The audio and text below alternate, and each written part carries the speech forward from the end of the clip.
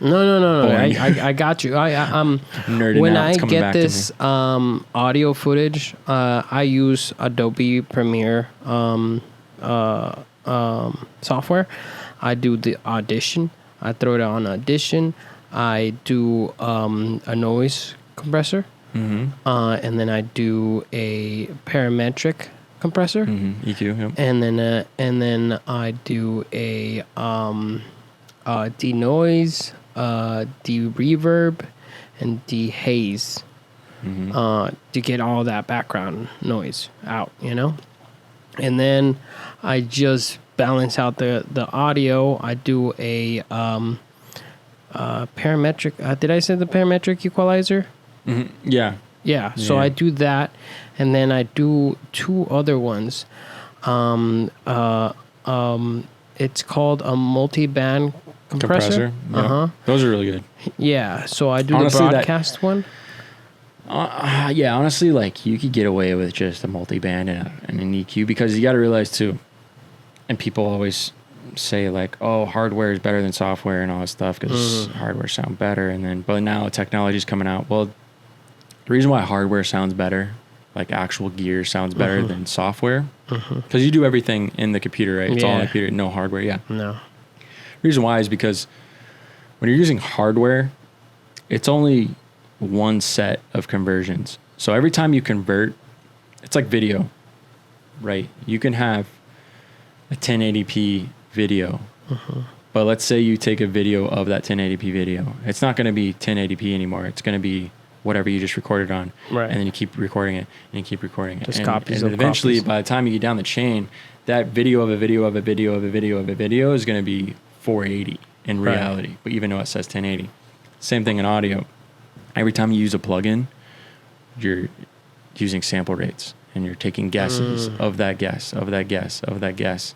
And then probably pretty soon, all these little tweaks and adjustments are going to be like worse than you should have just used less.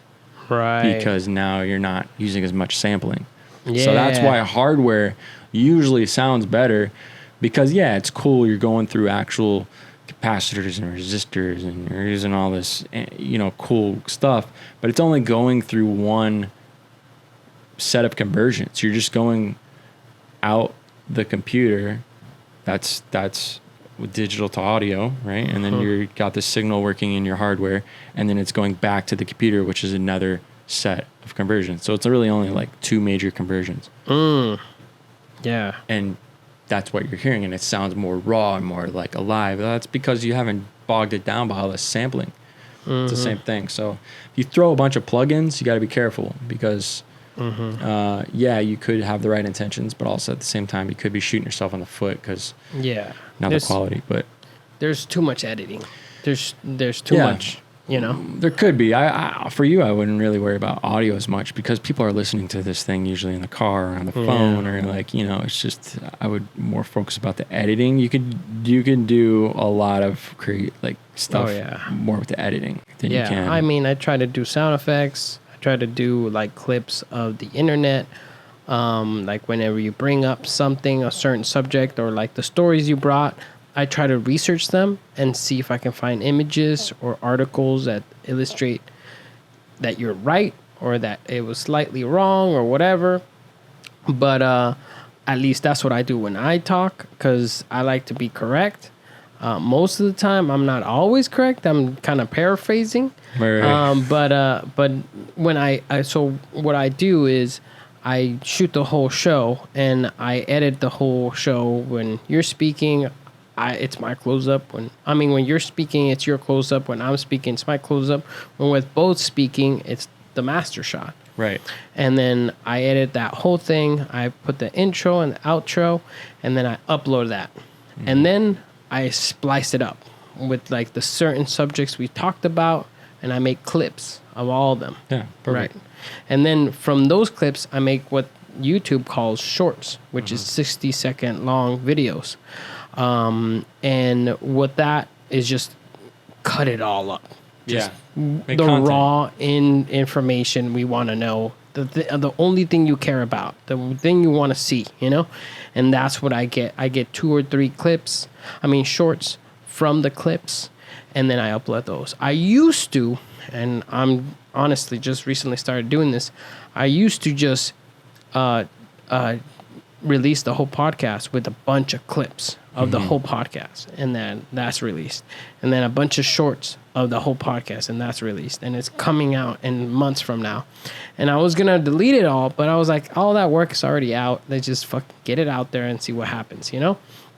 But now I'm gonna be more designated into quality instead of quantity, you know, because if I can designate 10 solid shorts or clips of solid information that people can actually use and appreciate, find value from, and like, versus a bunch of volume of, you know, content that nobody might not even at all watch. They would just swipe again, you know? Right.